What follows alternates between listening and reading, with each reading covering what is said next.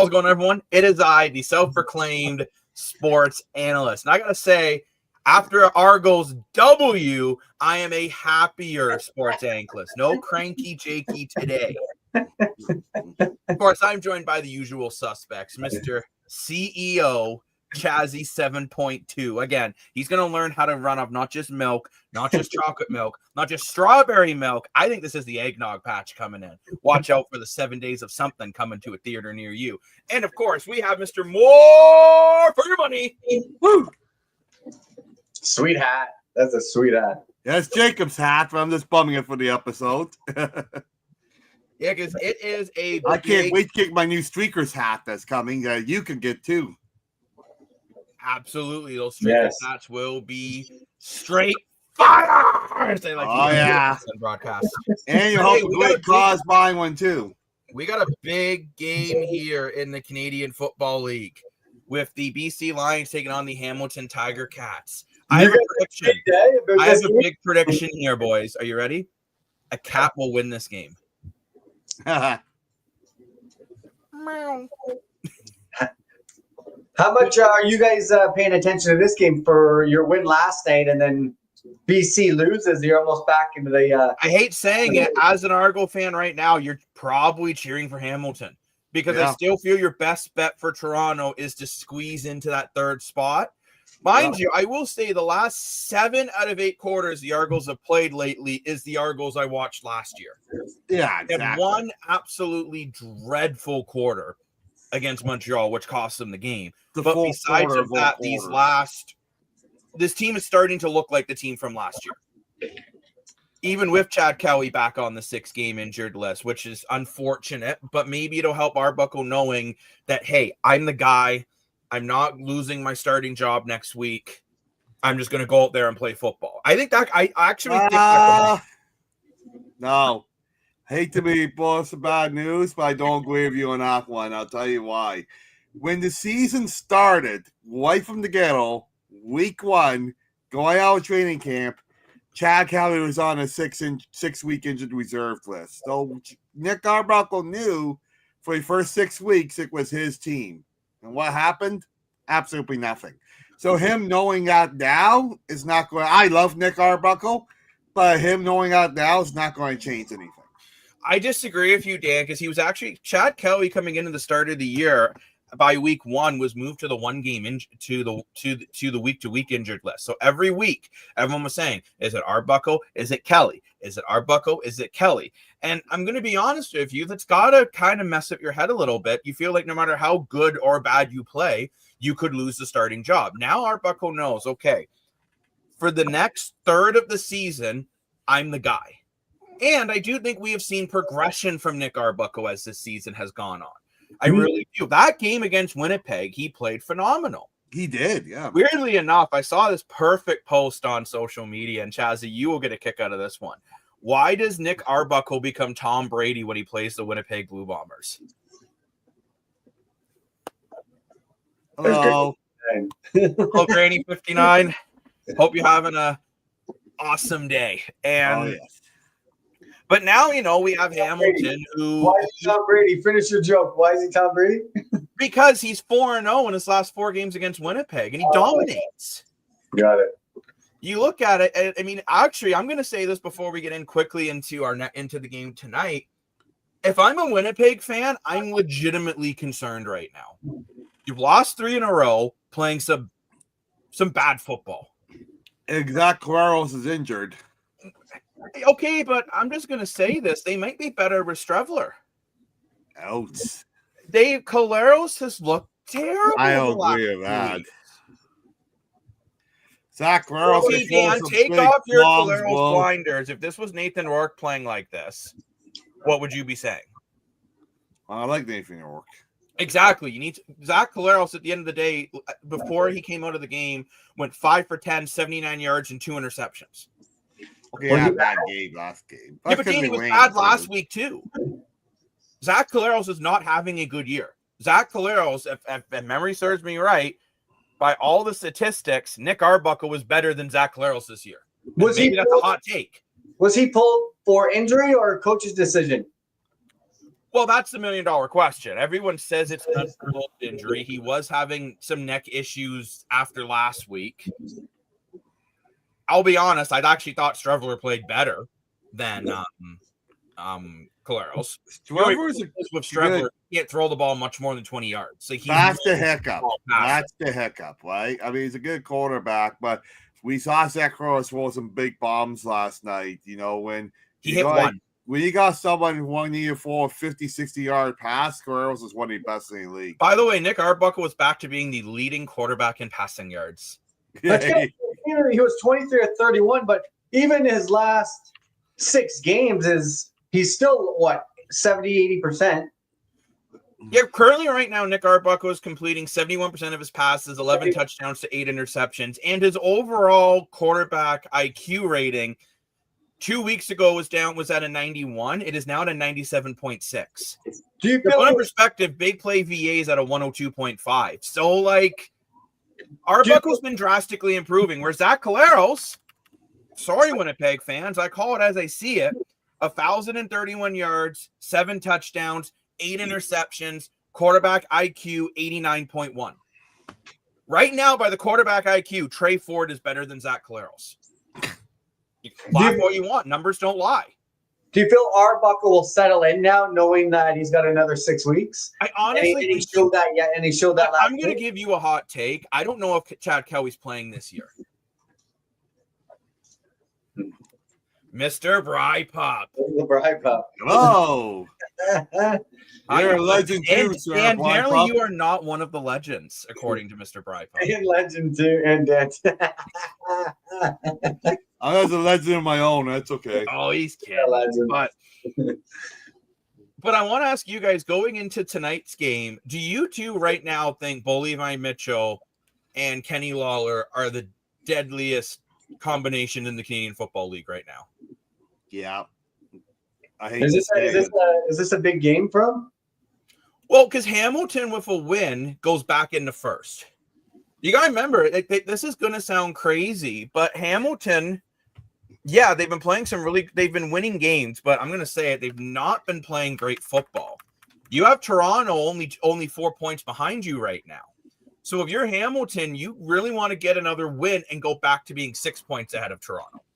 If you're BC has the chance to jump Winnipeg today into third, pushing Winnipeg down to the crossover position in the East with Toronto playing them next week. This is an interesting time in football right now. Right? We have Saskatchewan, who is currently the best team in football.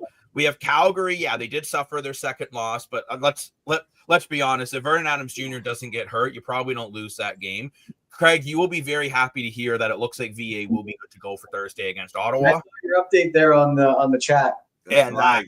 I mean, let's be honest. Calgary, as much as they have the best defense in the league, and that's not even a question, they only allowed 134 points over 7 games. That's insane. Where your next closest, I believe, is Hamilton, surprisingly, at 156. That's a surprise this year of Hamilton, actually. When Hamilton's defense has not been good since Simone Lawrence retired. I think they found their new identity. I think depending on this game tonight, we're going to see quite a flip-flop of power rankings from JMO, the sports analyst, for our pre-record Monday episode. Absolutely. Which we'll be recording tonight after this game. I will say, as answer your question, Jake, about the top receivers and quarterbacks, I think Lowry and Mitchell are 1. I think Vernon Adams and Wimes are 2. And you laugh at me, but I think Nick Arbuckle and Coachy are 3. I don't the only thing I would disagree with you there, I would take Rhymes out and put Alford in. Oh, okay. Now, I don't know if we've seen the injury status on Mario Alford, because he has just been insane in Calgary. Talk about a rookie just taking the league by storm. Oh, it's crazy. Because you look at Saskatchewan and Winnipeg and BC and Montreal, they have great quarterbacks and great receivers, but it's more spread out evenly without the receivers. Versus last night, Coachy had 145 yards himself. Mm-hmm. Like Coachy Alford is did very not practice underrated. Just today. because he's an Argo, he doesn't get the full credit. Alford did not practice today, by the way. So there's a concern, and neither did Clark Barnes. So there's a little bit of a concern there if your Jalen Philpott also did not practice. So I will say for Calgary, if BA's out and you don't have Alford, Barnes, and Philpott, this could be a rough week for you. Luckily for Calgary, they're playing Ottawa. This Walker, No disrespect to Ottawa, but they have been. Now Ottawa is going to be getting some players back though, with Drew Brown and Addison both practicing full today. But what I'm really curious to see, because this BC Lions defense has been a mixed bag for me. There was like that one game against Edmonton where they absolutely dominated, right? And like they just completely Trey Ford threw less than 50 yards. It was the reason why we saw Cody Fajardo this week, who, unpopular opinion, I think played excellent. And now you have BC their week after, they got lit up like a Christmas tree. So now this week, how are they going to go against Hamilton's offense, which is this a mid-pack offense points wise? But I mean, you trying to shut down Kenny Lawler has been very difficult this year. What were you saying, Chazzy? No, it's tonight going to be a track meet. I just think BC wants it to be a track meet. I don't think BC can win a defensive battle against Hamilton. No. For BC to win, this needs to be a high-scoring game. Because I actually think BC can go shot for shot offensively with Hamilton. Well, I don't think BC can win a defensive battle against Hamilton because I just don't think their defense is that good. That statement kind of makes sense because I went into the Streakers app today to set up my sports booths and rivalries, and I did challenge. Bear is new to the Streakers app, by the way, ladies and gentlemen. I just saw that he accepted your 5 props right now for tonight's Hamilton game, so he's got his picks in. Beautiful. Yeah, first animal to join the Streakers app. And I was very surprised when the Lower Ohio was 65 points. I thought that was a little ludicrous, so I actually didn't pick that plop. But after you say, Jacob, it kind of makes sense why you had it set so high. Because if it's going to be a track meet, you could easily have both teams hit 30 points. Yeah.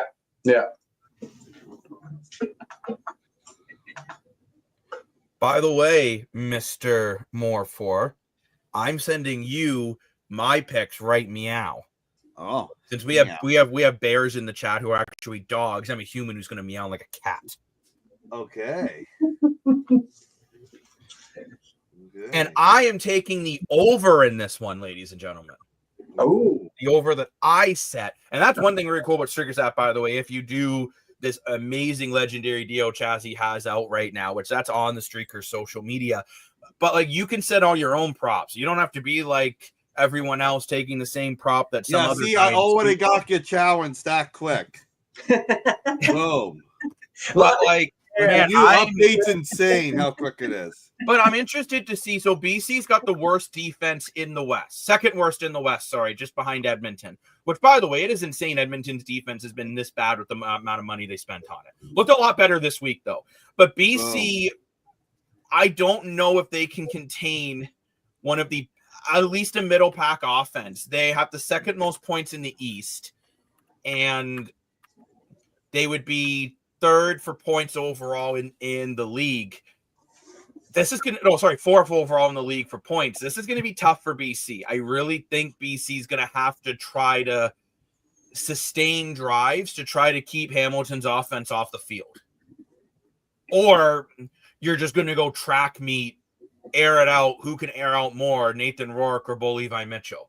Who's better, Justin McInnes or Kenny Lawler? Or I wonder, will this come down to the secondary options? Because in our sports booth, one of the props we set was will at least, I think it was 3 or 4 receivers get or with 3 catches.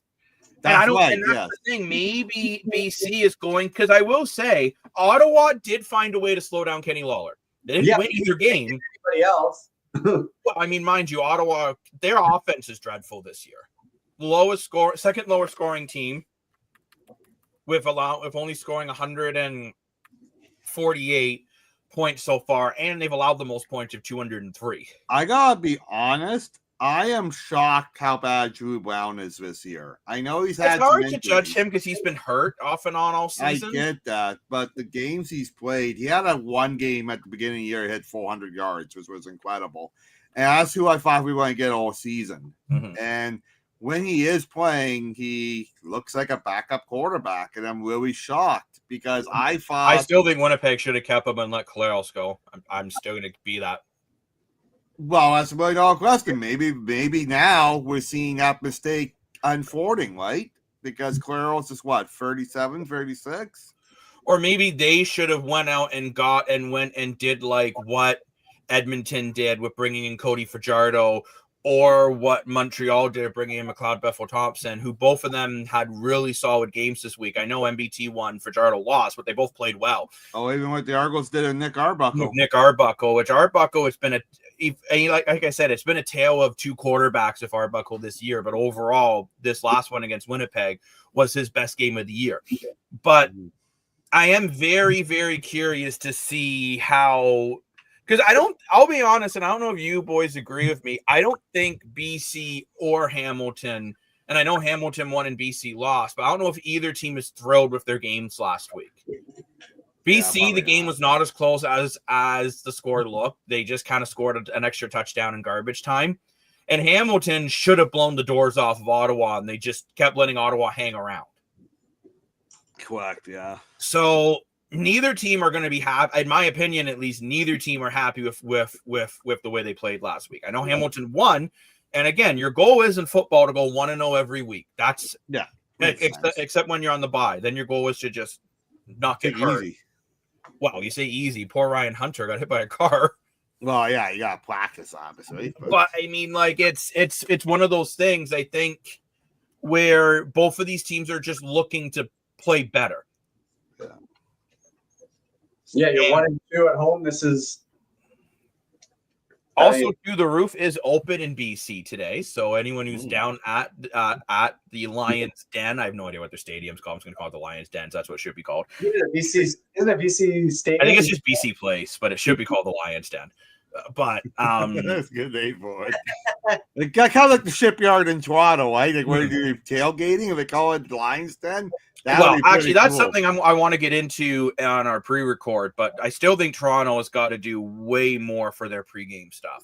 I was just seeing on social media what BC's doing, and they got a whole festival. It's like a party. Oh, yeah, and you go to Toronto, and like it's just construction. BC's a party for sure. I was there for the Grey Cup, and yeah, but Grey Cup's different. I get that, but even so, it's like, you know, we've been in BC, Chazzy and I being in BC before when the football game's going on. You can feel the whole vibe running a downtown core, right? But I'm very curious to see, though, how this one goes today. But I did want to say that's a little preview to be waiting for another Jacob rant on, you know, everyone goes on the Argos don't get good attendance. Oh, maybe the Argonauts themselves need to do a little bit more to bring. What was the attendance last night? Just under 14,000, which all things considered wasn't bad. Yeah, I gotta say, I was shocked how many people were there last night because it was raining pretty good. I will say, to us Argo fans, it's not many of us, but we're very loud and we're very go. And with the Argos, there's a lot of fans who are not located in Toronto. Right? You go on social media, there's a lot of Argos watch parties being held all across the world, right? So, remember, too, if you're looking to make your watch party more legendary, reach out to us on how we can help you on the Streakers app do that, right? Because, this is the place for the average fan. Yeah. To make you no more average Joe. Although, Joe, if you're watching, you are a legend. But all right, let's get into our actual picks. I know we've gone over some of the props from this game, but who are we taking tonight? I'm going to start with Chazzy. I'm going to make him go first. He's got his glasses on, so he's ready. Who are you taking, Chazzy? The BC Lions or the Hamilton Tiger Cats? Are you eating sushi? Yay or nay? Because their slogan's "Eat 'em raw." I'm going to put it on that it's going to be a track meet. BC will outlast them. BC in a track meet. Chazzy's looking for some track meet. Peters got shocked this week, so maybe the Lions can shock the Tigers. Dan, are you calling for track and field? Bears, oh my. Wow. I'm going to go the opposite. I think Hamilton's defense is going to win this game. I think the offense is going to cancel each other out. And I think Hamilton is going to be under 65 points. And I think Hamilton's going to win. It's the first time in my life I've said Tiger Cat's going to win. He didn't even get it in. He's stunned. I know. It's like I'm swearing my words here. I'm like, blah, blah, blah. It's like, have you been drinking? I'm taking the fan out of it, blocking the Argos, and as a sports analyst, taking the Ticats. I think you've been listening to the analyst because I also would have been taking the Ticats. You sound like the analyst more. Mr. Daskell will be proud of me. The reason why I'm taking the Ticats is similar to Dan, but I'm going to add a little bit to it. Dan put the meat on the bone. Now I'm seasoning that steak. What's going to happen is I think we're going to see a track meet like Chazzy said. But even during a track meet, eventually someone's got to make a stop. Yeah. And I do feel Hamilton can make a stop, and Nathan Rourke turns the ball over a lot more than Bo Levi Mitchell. Oh, he does. And Hamilton's creating turnovers, right? That's a big thing for them this year. They're creating turnovers. But when we look here, Nathan Rourke, mind you, Rourke's only thrown 4 interceptions to 10 TDs. That's pretty good. But Bo Levi Mitchell, 12 TDs to only 2 interceptions. Yeah, it's a lot better. And the thing is with Nathan Rourke, too, he goes on these stretches where he doesn't throw an interception, and then he'll throw like 3 in a night. Yeah. Like, it's not like guys like VA or Arbuckle that consistently throw at least a pick a game usually. Like, both of them are averaging just under an interception per game. And that's no disrespect to VA either, Chazzy, when I say that. I still think VA is one of the best quarterbacks in the CFL. But when you look at Rourke and Mitchell, funny enough, they haven't had a turnover-heavy game yet this year. But let's be honest, you know what's coming. Maybe tonight's the night. The way both of them like to stretch the field. I mean, Mitchell has been so disciplined this year. I just wonder, will he be disciplined again tonight? And if BC gets into a shootout, I could see the younger quarterback making the mistake trying to match, if that makes sense. Because Nathan Rourke is a lot younger than Bo Levi Mitchell, right? And truthfully, if I'm just going to take off the non-playoff spot, non-analytic everything, I always like to watch the Hamilton Tiger Cats lose. The same way our Hamilton fans love to watch the Toronto Argonauts lose. Same way Chazzy likes to watch the Maple Leafs lose. It's just the circle of life of being a sports fan. But have you made your pick yet? I've made my picks. But I am taking Hamilton in this one. I think Hamilton will get the job done. And to be honest, as an Argo fan, you actually want Hamilton to win this one. Although no matter what happens tonight, Toronto is only 2 points out of a playoff spot. Because if BC wins, then BC jumps Winnipeg, and you play Winnipeg one more time next week. That's the thing. Toronto still plays BC twice and Winnipeg one more time. You are the pilot of your own life here if you're the Toronto Argonauts. Great quote from The Sweet Life of Zach and Cody. If you legends remember that show. I had a question. I wrote it down because I know I missed missing the post game last night because you guys were on the train coming back from the game. But 5 sacks in that game yesterday for Winnipeg. What is the average for a CFL game sack wise? Good question. Is that pretty high? That's high. Anything over about 2 to 3 is high. I mean, it's not as bad as Edmonton allowing 8. Yeah. Or for Jardo. I know. Okay. And I will say Toronto was allowing a lot of sacks when they didn't have a running game for a bit in this one. Mm-hmm. Because McCon got injured, and then LeBourne fumbled the ball, which caused Winnipeg's only touchdown in the first half, I believe. So that's kind of what then Toronto went away from running the ball. But then luckily, Ryan Dinwiddie did go back to it, and both running backs had some explosive plays, and that's when we saw the sacks really drop. But I will say, if you're Nick Arbuckle, I would much rather see you get sacked than throw an interception. Yeah. This is something Joe Burrow, excuse me, talked about. By the way, his father played in the CFL. Don't believe me? Read a book. And Joe Burrow said the sack statistic is one of the most misleading sacks for an offense and a defense because there are such things as good sacks. If you're he said 3rd and long, so let's for the CFL 2nd and long, and you're staying in the pocket trying to make a play to get the first down, and you waited a little too long and you got sacked because nothing was open, but you were trying to get the first down or trying to get a play you desperately needed, that's not necessarily a bad sack to take. Or if that's the O-line collapses and you just go into the fetal position so you don't fumble the ball, that is not a bad sack to take.